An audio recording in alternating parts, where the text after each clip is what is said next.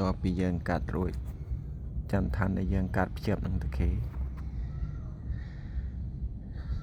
ជាមួយខ្ញុំដាក់ឲ្យមើល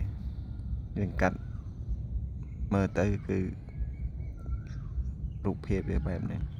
យើងកាត់មើលទៅវាស្អាតបដ ாய் អានឹងបញ្ជាក់ស្រាប់បានតខេនឹងចន្ទឋានប៉ុណ្ណេះទេយើងកាត់អញ្ចឹងបាទមើលទៅដឹងពេកមើលទៅវាអត់ឃើញប្រហោងពីក្រោមហើយរបៀបដាក់ឲ្យបានសុនកាងបានឆាកយើងបាទធ្វើម៉េចឲ្យបានចំកដាលណាកន្លែងតខេយើងដាក់ឲ្យត្រូវក្បាត់ក្រោមអានេះរបៀបដែលយើងកាត់យើងមើលទៅគ្មានប្រហោងតាណាទេដាក់មើលទៅដឹងតែម្ចាស់ផ្ទះពេញចិត្តបដ ாய் អានេះខ្ញុំគ្រាន់តែតែមចោលសិនខ្ញុំឡើងបានច្រើនមកខ្ញុំឡៃជើងខ្ញុំលើកក្រកាត់ខ្ញុំឡើងតែចោលសិនបងណាឆ្ងល់អីអាច comment ក្រោមវីដេអូបាន